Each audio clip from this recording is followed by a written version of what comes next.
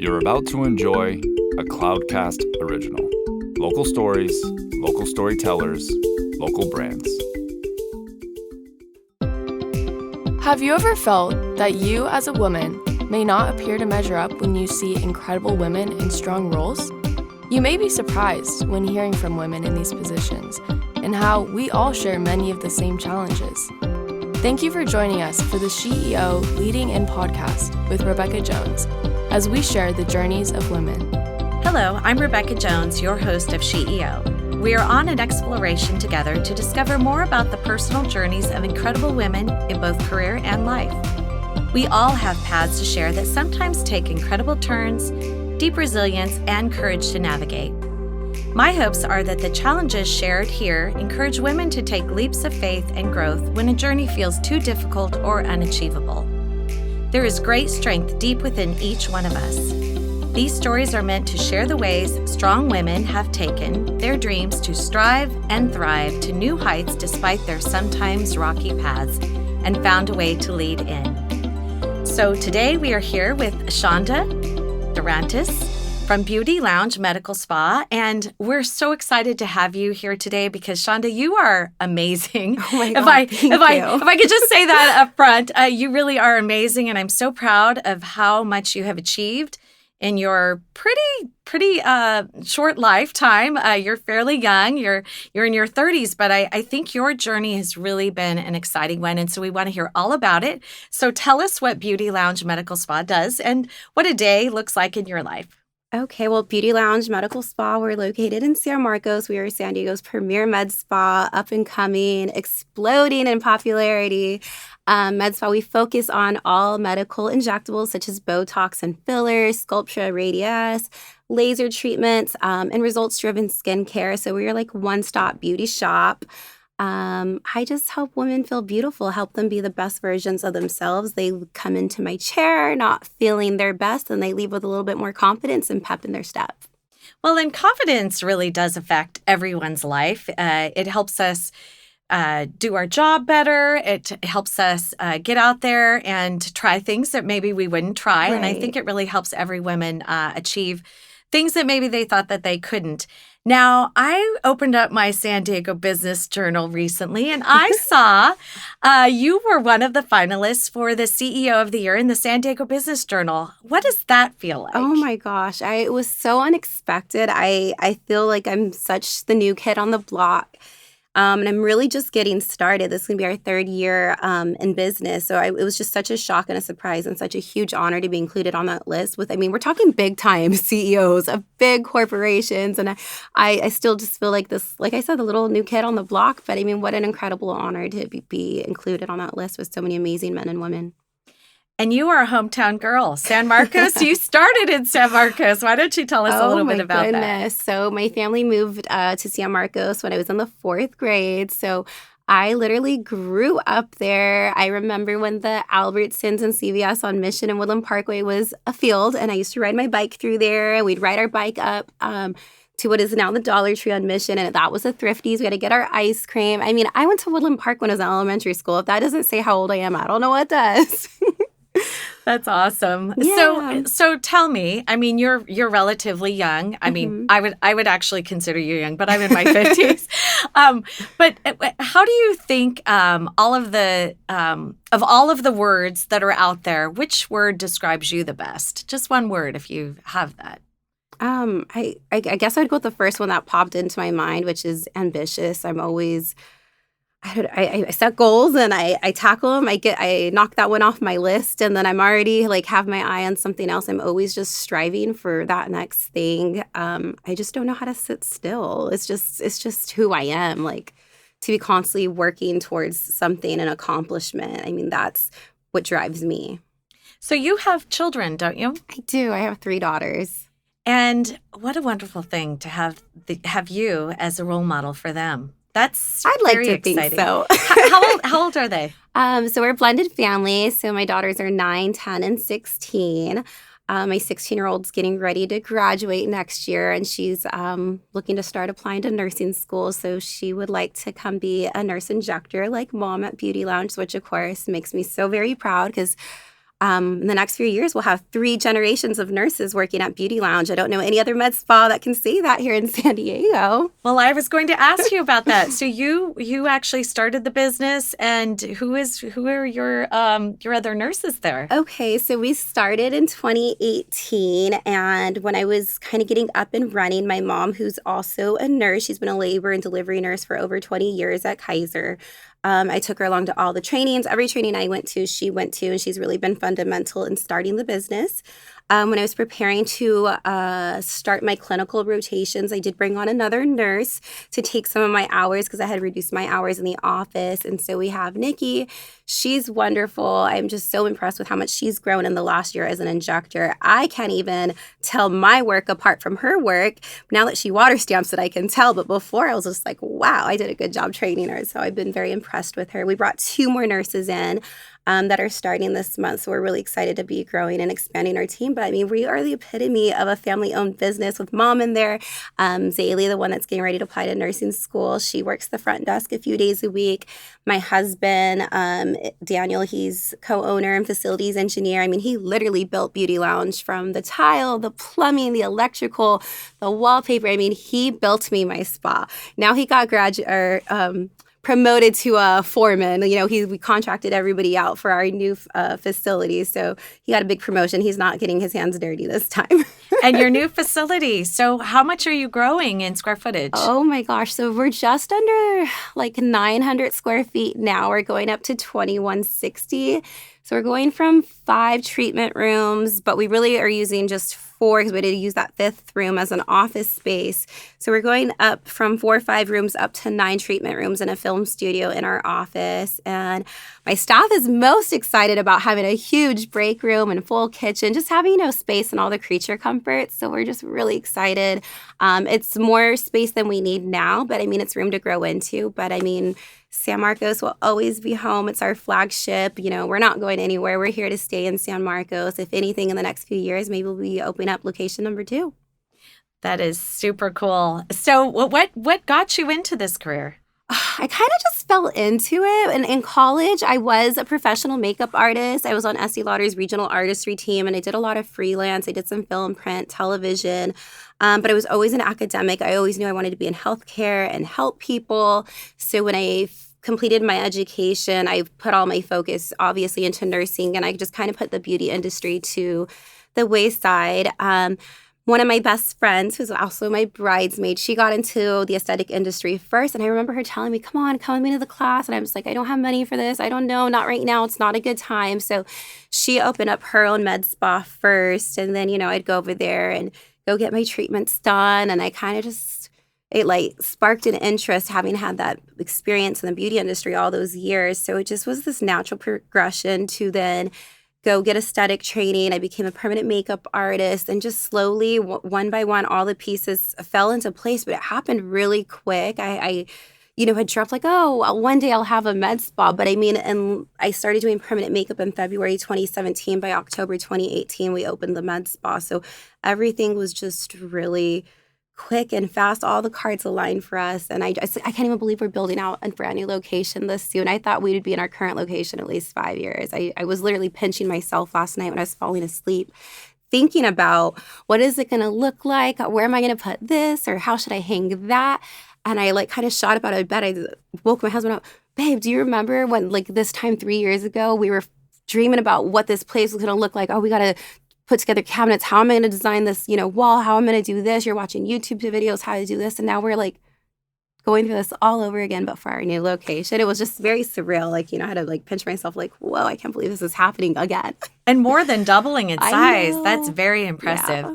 So, a lot of people probably will listen to this and they'll think, how did she do it? That seems so big, such a big jump. And to really take those obstacles that kind of get in your way, which I think a lot of times for women is our self-doubt in ourselves. Right. And how did you, what could you say to young women to say, try things? I always tell whenever I'm going and talking to young people, I say, try something that seems way outside of your comfort zone. Not, dangerous or anything, but things that are a little bit scary, and try them because you never know what you're going to fall into. And like you were kind of saying, a path kind of chose you. Right. I feel like your path chose you. Did, It just 100%. started progressing, and then these opportunities open up, and as you put it, everything aligned, and it all came together. Run with the opportunities as they came. I mean, I definitely had some critics along the way because who are you? You're just a woman. Is your husband a doctor? Are your parents doctors? Do you have family money? And I was like, no. Do you have a savings? No, I didn't have a savings. I didn't have any cash capital. I didn't have any investors. I just went for it. I kept my expenses small in the beginning. And then, of course, I was very naive, not knowing what anything was going to cost or how much a malpractice insurance cost for a year and signage and all these little bills that kept stacking up. But I just kept getting out my credit card, and I cashed out most of my 401k, and every last dollar that I made went back into the business. I didn't take a paycheck for almost 2 years. I sold my car to buy our hydrofacial machine. I didn't have a car for 2 years. I recently just got a car in November. So most people just assume that I upgraded into this nice car. I was like, no, I didn't have a car for 2 years. I was taking Lyft, Uber. I borrowed my husband's car when he wasn't driving it. Employees, friends, family would give me rides. I just did what I had to do to be successful. If it's something you want, you just go for it. You got to pour all your energy, heart, and soul into it. I'm working from the moment I wake up to the moment I go to bed. My family will vouch for that. My phone is always in my hand, but it's like my baby. It's a reflection of me. I have to give it 110%. I'm never satisfied. There's always more I could be doing to make it better and improve processes or, improve my skill set or try a new technique or whatever it is that I feel like I need to work out the kinks. Well, I can tell you that's why you are a finalist for the CEO of the Year as recognized through the San Diego Business Journal. It's a big deal. And, maybe you're a smaller business, but you know what, Shawnda? Truly, you can tell that you love and are very passionate about your business. And that is something also that I think young people need to hear. Try things, because when you find that thing that really resonates with you, the thing that you can put all of your passion into, no one is going to do it like you can because you're passionate about it. You're excited about it. It doesn't even feel like work probably most of the time. No. I mean, now that I'm out of school, I can go home and read and enjoy what I want to read, but I'm literally reading medical journals or watching webinars. I'm it's work because I'm learning it, putting it back into my business, but I just enjoy it so much. I just get such a kick out of creating these amazing transformations and seeing my patient just be so happy and thrilled and just walk out of Beauty Lounge just feeling like $1 million, And then they can achieve amazing things too. That's awesome. If you look good, you feel good, and then you go out and conquer the world. I know. Honestly, even just an outfit. Think about this. Oh, yeah. When ladies go out, you can go buy an outfit that makes you feel or you can go out and find an outfit that makes you look amazing. And really, I think what you're doing is it's not changing how people look. It's enhancing how they look. And I watch you. You do a lot of social media. A lot. Do you do that yourself, or do you have someone? In the beginning, it was all me. I even learned how to code to create our first web page. But, as I've had more resources and as my time became more precious because I was pulled in every other direction, I've brought on more support staff. But I do have a graphic designer and social media manager. The girls at the front desk help answering DMs. So, if you're looking for me to answer a DM, it's probably going to be after hours, late night, or on the weekends, that'll usually be me answering because I don't have any weekend help right now. But I still I'm a control freak. I still like to be involved with it. I have a certain aesthetic that I'm trying to achieve there, certain education that I want to portray or, give the patients and, the public. And I want to make sure we're talking about all the treatments, educating who it's for, the befores and afters. There's just so many things to cover. So I keep a good hand involved with it. Well, I wouldn't call it a control freak. You definitely have a brand and it's authentic and you want people to feel the best that they possibly can feel. And so no one's going to care about that. We talked about that a little bit earlier. No one's going to care the same amount that you're going to care. So I don't think you're going to be able to keep your hand out of it completely. I think it would be impossible because you have an image, and your image is that you want people to have a certain feeling about you as a person and your business, about caring about them and really wanting them to be their best. So balancing, because you just mentioned that you you have midnight kind of or late in the night kind of emailing and all of that. How do you balance raising your girls and your husband, being a good wife and all of those things? Because as women, we have a lot of pressure on the whole family unit and being outside of the family, maybe you shouldn't be doing that. But I think that's actually shifting. But how do you balance all of that? I think I've been in a unique situation and a fortunate one that I just have a lot of support and help. My daughter's father and I and her stepmother, we all get along and we co-parent really well. So she's with them 50% of the time. If there's scheduling issues that come up either which way, we work together for whatever it is that either party has going on. Then I have my amazing parents. So, they're always there for our kids, drop-offs, pickups, whatever, because, they really just want us to be successful because they know he'll be taking care of them when it's all said and done. And then, of course, my husband's amazing. My kids have been amazing all through school. I swear I did not lift a finger. I did not have to cook a meal. I didn't have to get up to get myself water, a blanket. They voluntarily waited on me, hand and foot. Is it too loud in here? Do you want me to go over here and do this? And I just wanted to be in the midst of it all. I didn't care that it was crazy. I could tune them out. I just wanted to breathe the same air as them. But I mean, I say like some weeks I was killing it as a mom. Other weeks I was a better CEO. So, sometimes like you have to give in one category and the other. You can't do everything well. So I just try to okay, I did better this week of being a boss, but next week I have all these activities with my kids planned. So I would kind of compensate on opposite, days or weeks, for the lack of availability in other categories. So it's a juggling act. I think we're just multitaskers, but it's because we have to. It's almost a survival mechanism. It is. But it's also in our skill set. Right. And, a lot of people think, I can't do that. But I too have had the same thing. I mean, my kids are a little bit older now, 21 and 25. But before that, I was living much like you and thinking and feeling a little bit bad about myself at moments.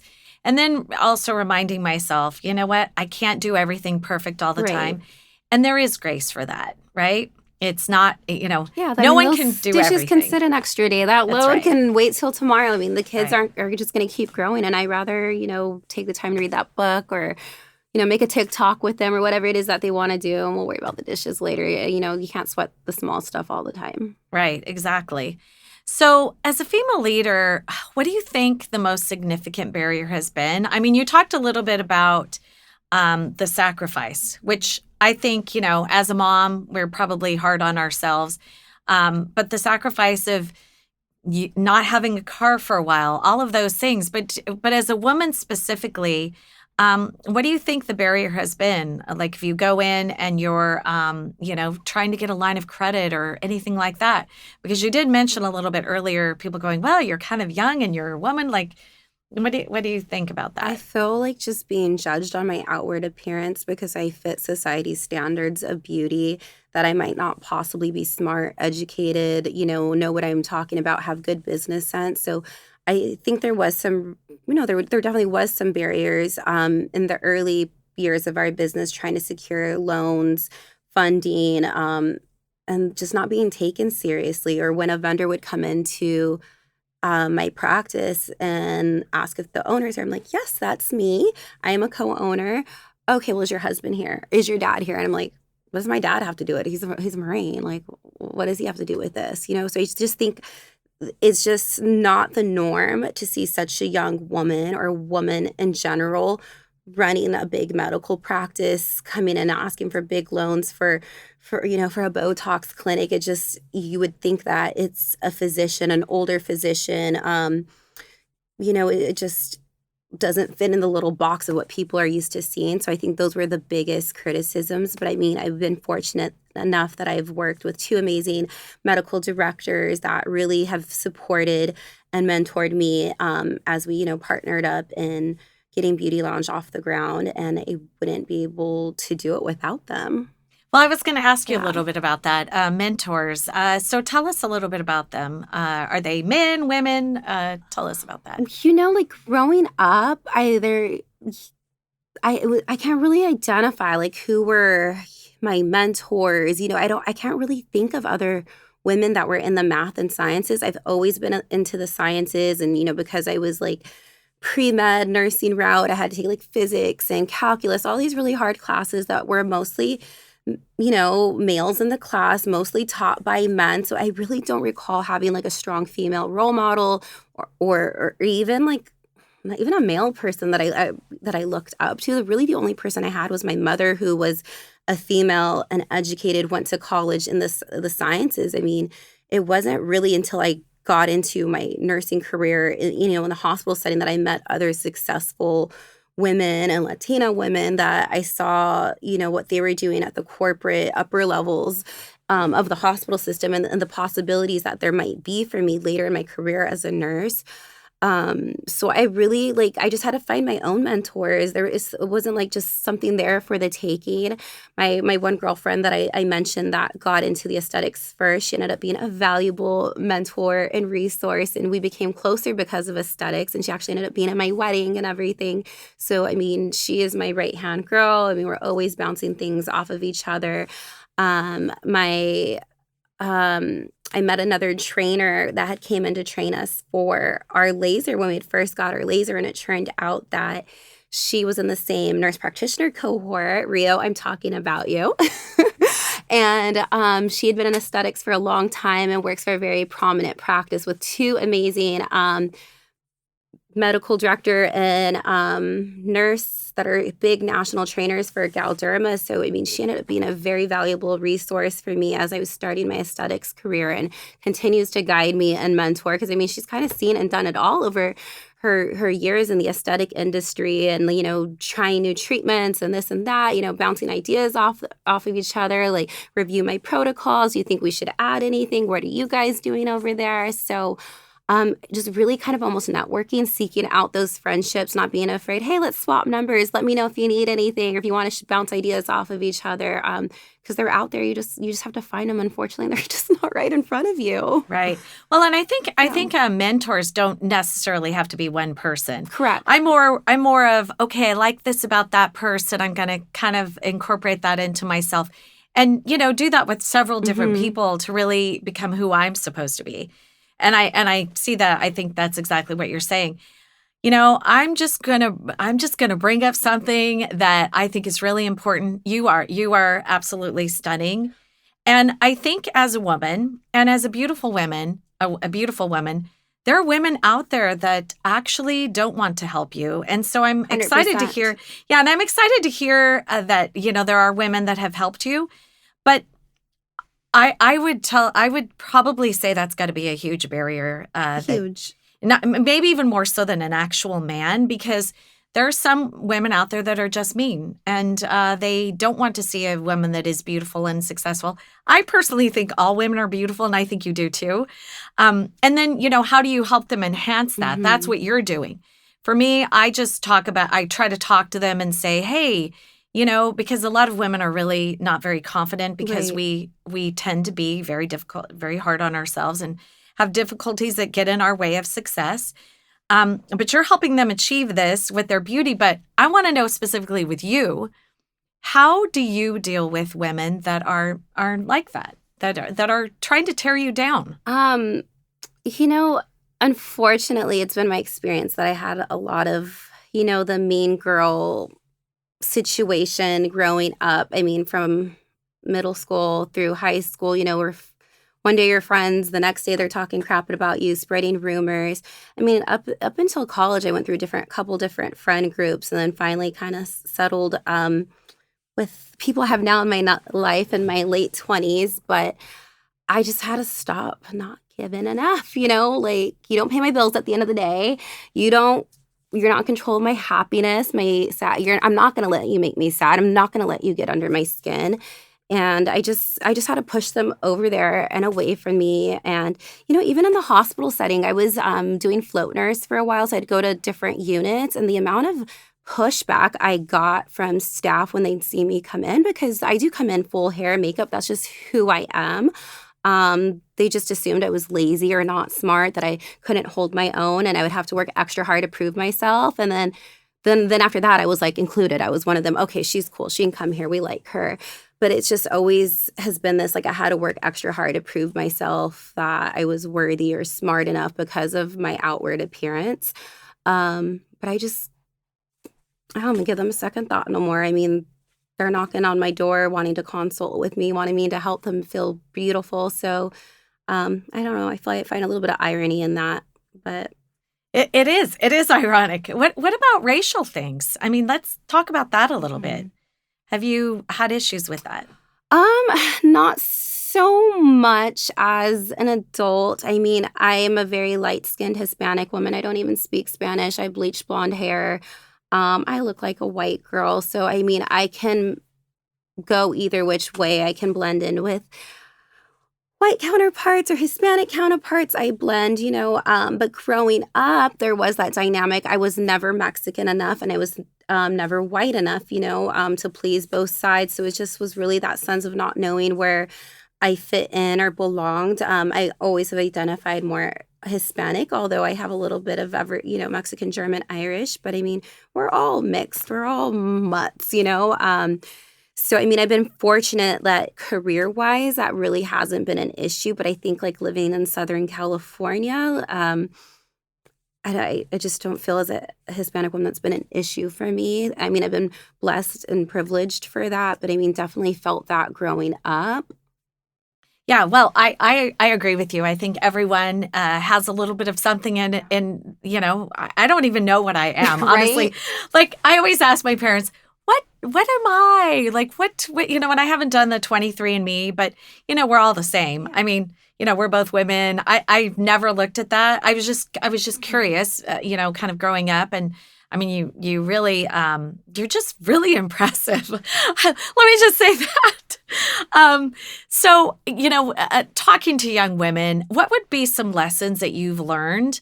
I think friend groups, changing friend groups when you're not feeling like you're fitting in, as far as, are they being mean? Are they being judgmental?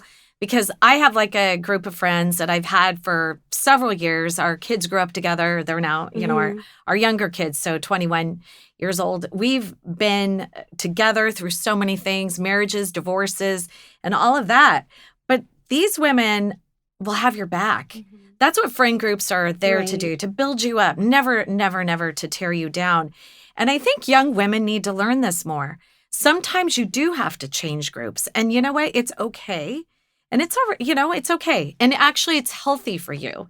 It's healthy for you to do that. So do you want to, tell me about some lessons that you've learned? I mean, with, having a 16-year-old daughter, there's a lot of lessons I've been trying to impart lately. But I mean, we've had the whole friend group conversation. And, I give the example, I have these friends and I change, are just going to grow so much and evolve. And, it's okay. It's part of it. And you cherish the good times you had. But, let's not be mean to each other, talk and communicate, just trying to, hopefully impart some of the things that I learned or did wrong. But I just really, I try to tell, have my daughters to have confidence in themselves, to speak up, say either, you don't have to be nice or polite. If you don't like it, say so, or you don't have to, acknowledge that person, like boundaries, and just wanting them to feel confident in their voice and not let other people's comments or judgments like put them down here. And I think it's just really hard as a woman and, coming of age, and you have all the things going on with your body and clothes and everything. And I'm just trying to like pump them up every day to feel beautiful and secure and confident that they can come to, my parents, us, the other set of parents, whatever they need. So I just think that's important that, we're not going to judge you. It's our job to be here for you. I don't need to ever be scared to talk to you, but just like having that person that you can confide in, that you can tell, because, there's always somebody there that does care. Don't ever think you're alone. Right. And exploring that and finding the right people that will build you up. So you spoke a little bit about your going to school. Mm-hmm. Can you tell us kind of what that actually was? Because you haven't shared that yet with us. Gosh, so I was crazy. While I was working part-time nights at Kaiser, I decided to go back full-time NP school online. I was running Beauty Lounge full-time. So I was doing all three things. I eventually let the hospital go and just put all my efforts in school and Beauty Lounge and my family. But I just finished in April, so I got my Master's of Family Nurse Practitioner from United States University. It's an online program based here in San Diego. I just completed my board certification in June, and now I'm just waiting for my license to come in the mail.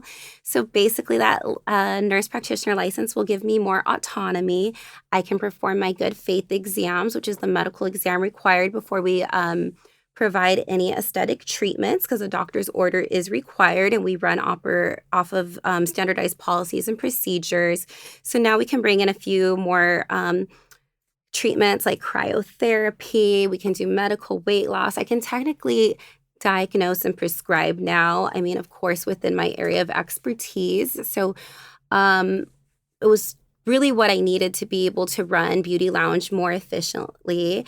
Last year, Governor Newsom passed a law making California a full practice authority state, which means in 2023, nurse practitioners will be independent, which is what we are going for, because presently, you need a physician to sign off on this, and that, but they'll be able to serve as primary care providers independently in the state of California and bridge the gap in the shortage of healthcare providers. Wow. Yeah. I'm so excited for you. That is absolutely amazing. And I think it does open more doors for you too. So what advice would you give to the next generation of young women that want to be leaders? I mean, I just see so many women, they come up to me, I don't know what to do. I'm like, well, what are you doing now? They're doing nothing. We'll do something. Enroll in college, enroll in a trade school, go get your esthetician license, go get some kind of skilled trade, something marketable that at least can be making you some money right now in the interim, 3-4 years while you're working on that bigger goal. I mean, just stop contemplating. You're going to spend all this time not doing when you could have already done and achieved it by the time you decide 6 years later just to go for it. So I think that's the biggest thing is don't be scared to invest in yourself. Just take that risk, go for it. I mean, what are you going to have to lose? Okay, so maybe you get an esthetician license in 6 months and you find out you don't like it that much, but I don't know, something happens in the economy and now you can go reactivate that license. You can get a job somewhere and you have a marketable skill or something that you can use. So I just always encourage people when they ask me, what are you doing? Do something for yourself. Invest in yourself. Don't be afraid of those student loans. You got to put in the work, the time, the effort, to have success like I have. I have 3 bachelor's degrees and a master's degree. That wasn't just given to me. I spent half my adult life in college, I wouldn't be able to have anything I have with all that education. So if you want something like this, you got to put in the time, start off the esthetician school, then go for your associates in nursing and then work your way up. That's awesome advice. I actually have decided that I think you should be a motivational speaker to young women because really, I mean, we're the biggest barriers to our success.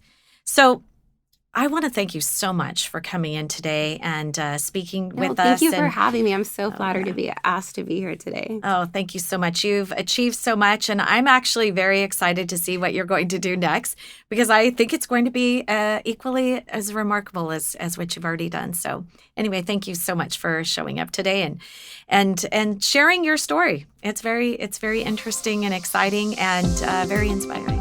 Absolutely. Thank you so much for having me. It's been a pleasure. Now that was powerful. We hope you've been lifted and encouraged by today's inspiring voice.